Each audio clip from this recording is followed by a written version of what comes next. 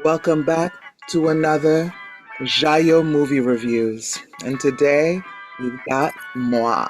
I know this is not usual, but my collaborator, who's usually with me, Jerry Wall, isn't with me. And I saw recently Michael, and I really wanted to get into it and talk to you about it. So let's get into it.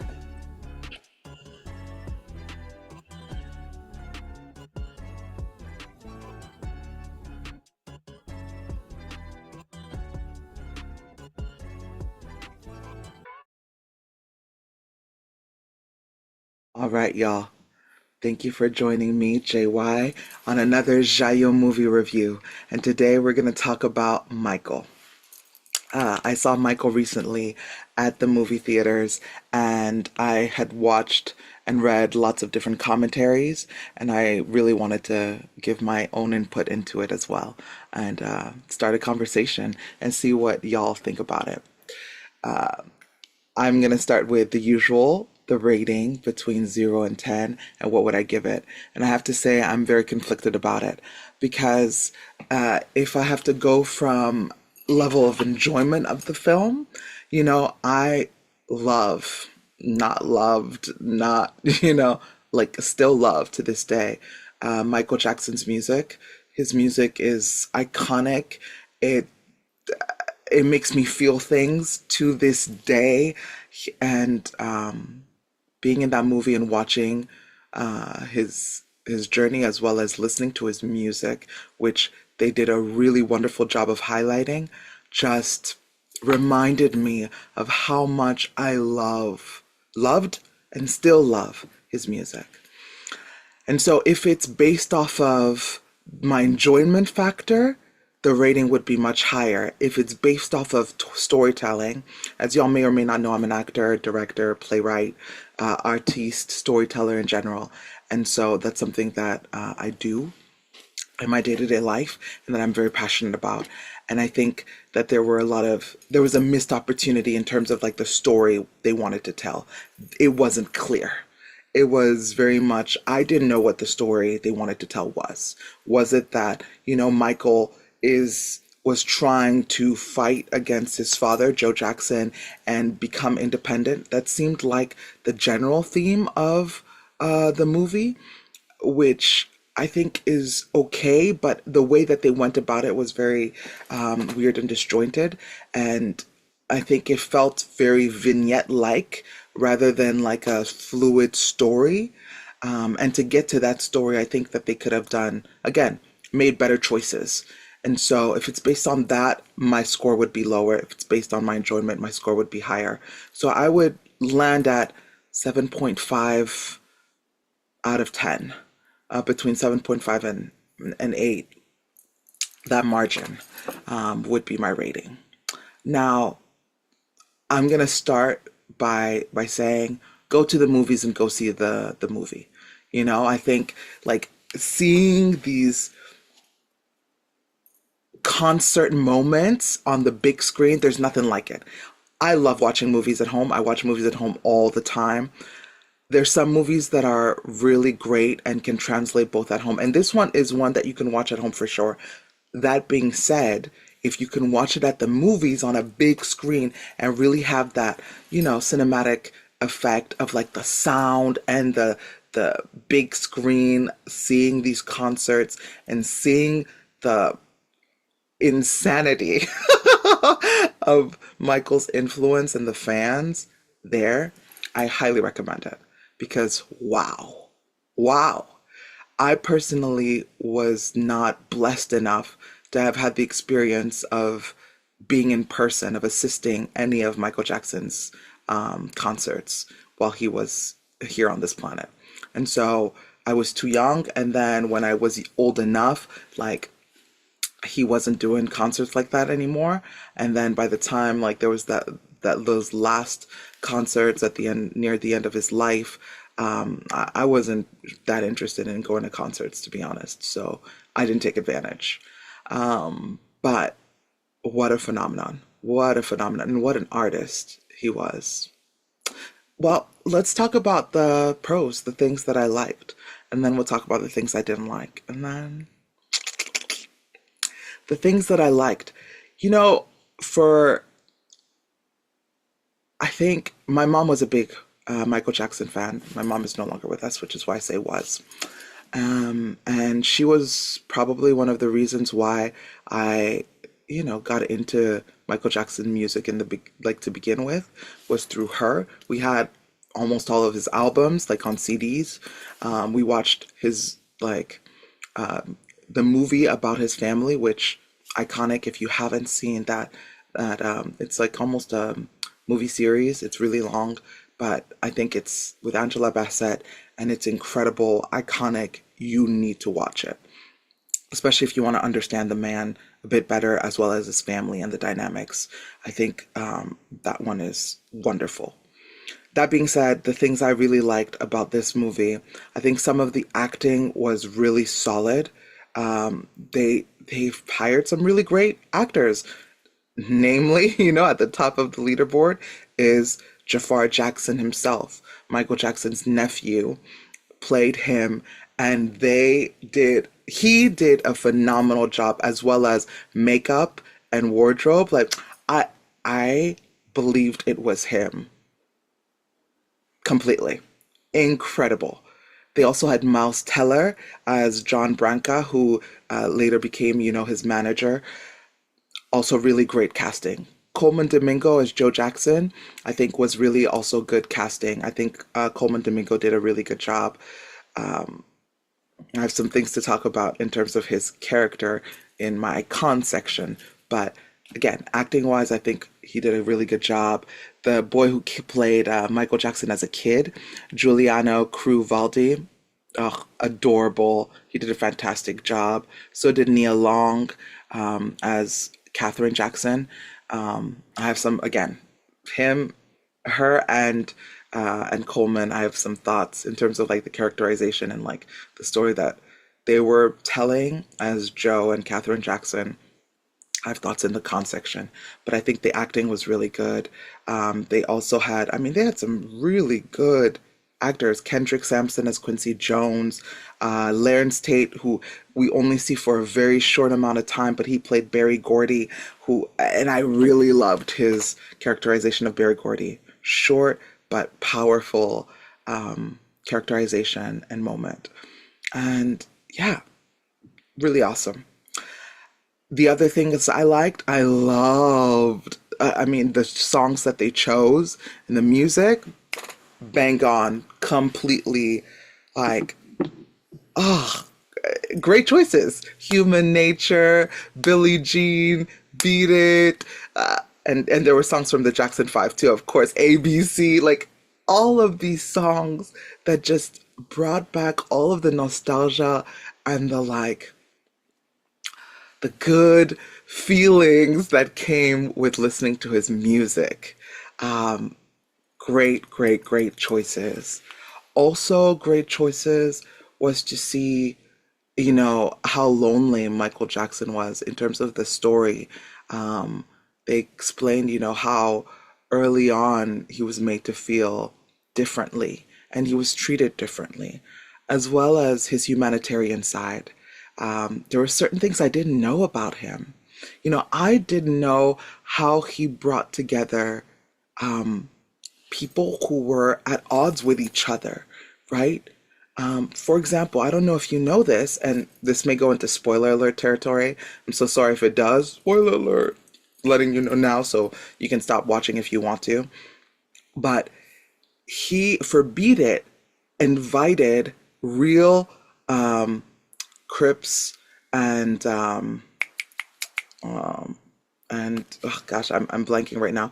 But the rival gangs in California, because at the time he had seen something about like there being a shooting and these live loss because of these gang rivalries between the Blood and the Crips, and he invited them to come to the studio to be a part of the making of the video of Beat It.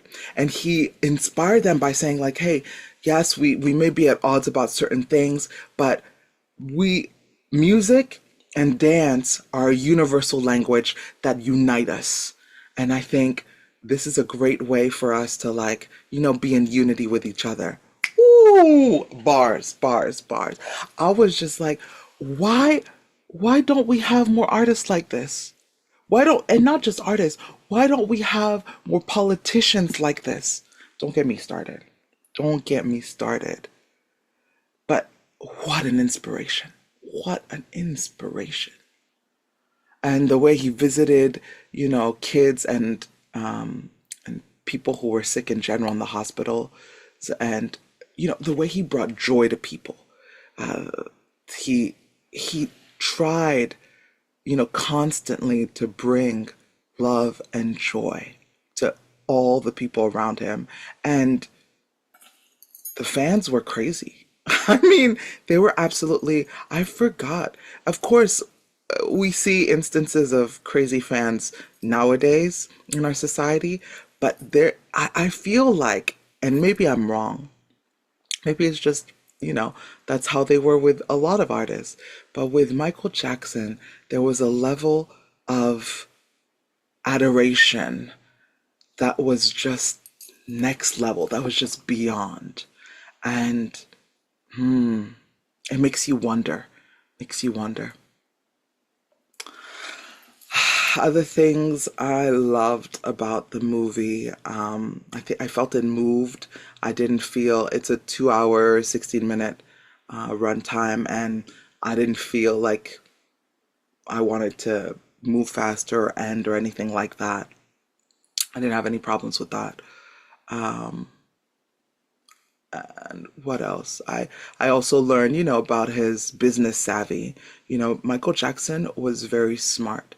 And another thing you may not know, I didn't know until I watched the movie, and then I did some more research after that, is the fact that he made sure to own all of his music so that people couldn't profit off of him, because that's the way the music industry works to this day. To this day, it exploits its artists, and not just the music industry. Let's be real. I think almost all artistic industries, unfortunately, exploits its artists. It does not pay them enough. It does not, for their artistry. It does not, how to say, really treat well, because unfortunately the business model is like the business model of this country, the US of A. It's profits over people instead of people over profits. And because of that, there's this idea that we must exploit the person, so that we can make the most amount of profit, because we need that profit more than we need this person. And it's disgusting. Frankly speaking, it's disgusting. That being said, Michael Jackson, through Gordy as well as I think other mentors, was business savvy. And he made sure that he owned all of his music, and not just his music. He also bought music of other artists. For example, I believe, and this was research that I found, that he talked with Paul McCartney from the Beatles, who also told him about, the fact of wanting to own your own music is important. And Michael Jackson bought the Beatles' music and the rights.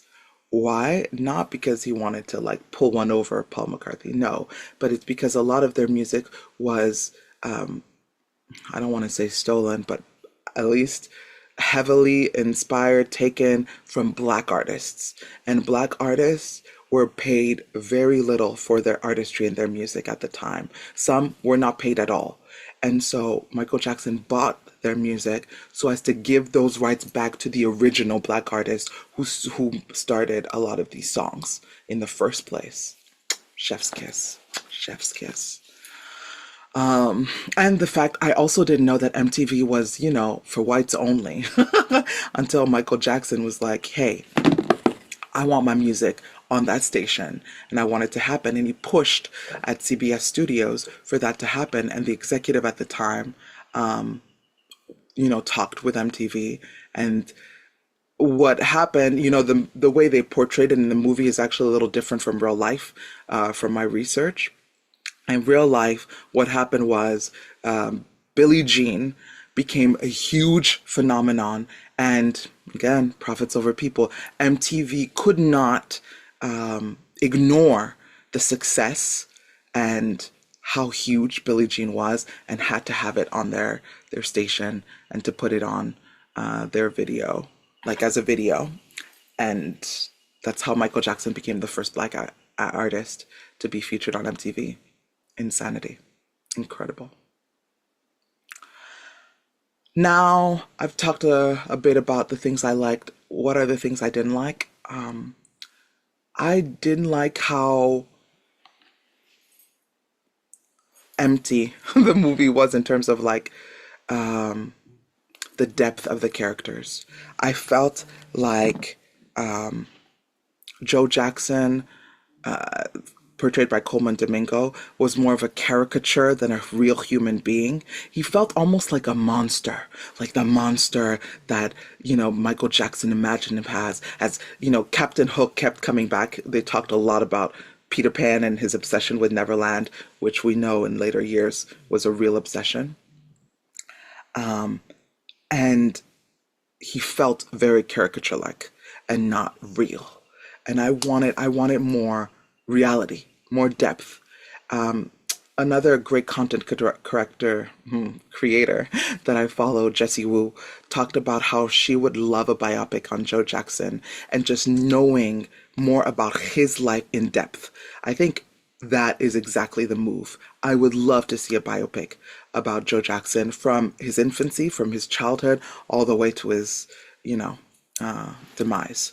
I think that would be wonderful to get to know the man and know him better. I think they did the same thing with Katherine Jackson. Nia Long did the best she could with what she had, but it was too vapid. It was too, there wasn't substance there. There wasn't substance, and I needed substance. They did the same with his brothers. We start with the Jackson Five. We see the brothers. We don't really know the brothers. Okay, they're like props used in the story, which I think is too bad. It's too bad because it would be nice to have known a bit more about them, being as how they're an important part of this story, and they've made an important part of the story. And like the reoccurring theme is like Michael being there for his family, to support his family, even though he has high ambitions and wants to become the best artist in the world. Other things that also felt discongruent is about Michael himself. They portrayed him as somebody who was very ambitious, very perfectionistic, really wanting to be the best of the best. But all the footage that we have of Michael Jackson shows his humility and shows how much it didn't feel like that was his real persona. He was very humble. And so I felt like that was a little bit at odds. I mean, two things can be true, 1000%. That being said, I don't know if it's the full story that we're getting there. The other thing is, if you watch the movie, you would think that he only has 5 siblings, when in fact, he had 9 siblings, one of which died early. But he had 9 siblings, and we don't see them. And I think that's weird. Why don't you have all the siblings there? In terms of sister, if you only see one, LaToya Jackson. And I understand that Janet Jackson didn't want to have anything to do with this movie. And I get it. That's fine. That being said, you could have somebody there, like, just because she doesn't want anything to do with this movie doesn't mean you can't have a girl there and just don't call her name or something. I don't know. I wonder about that part of it and that storytelling and, like, what were the limitations, if any. I also, there's too much research done about Michael Jackson for there to be things wrong about the timeline and the history. That was another pet peeve of mine. How are you going to introduce an animal that's so cherished by him and by his fans into the story at a time when that could not have happened, and where there's again documented history showing, no, this animal was actually like adopted at this time of his life, and for, get it right, guys. You have too much money, too much time not to get it right. And it doesn't take away from the story in any way, shape, or form. I didn't like that. I didn't like that at all. Other things that I didn't necessarily like. I think not having a clear vision on what the story is you're trying to tell. I think that's my biggest gripe with the movie is, there's so much to tell. I think, in fact, having a mini series, and maybe executives think about this, having a series on Michael Jackson and his life would absolutely kill and would do him way more justice than these two-part movie. And by the way, it's two parts because there is a to be continued, which I'm glad for, because there's no way they could have fit everything into one part. There's just no way. And I think that concludes all of the things I didn't like. Yeah. Now, my favorite question that I like to generally ask when I have my guest Jerry is, who would you like to play if you could play anybody? Now, if it's regardless of gender, of, anything, of course, who would I like to play in the movie? You want to guess? Any guesses? Any guesses? That's right, Michael. If I could be that talented, if I could do him justice, say less. I would love to play Michael. But if, we got to play by the rules and I have to play my gender, or at least what I look like, I would say it's hard, but I guess I would say Katherine Jackson. And I would hope to bring even more complexity and depth to the role, just because, again, I think she was shortchanged and there was so much more they could do. That being said, go see that movie. Thank you so much for watching another JaYo movie review with your girl, JY. And I hope to catch you on our next one. Have a blessed day, y'all. And let me know in the comments below what you thought of the movie if you saw it. Do you plan on going to see it? Etc., etc., etc. Let me know all of the things. And catch you at the next one. Ciao.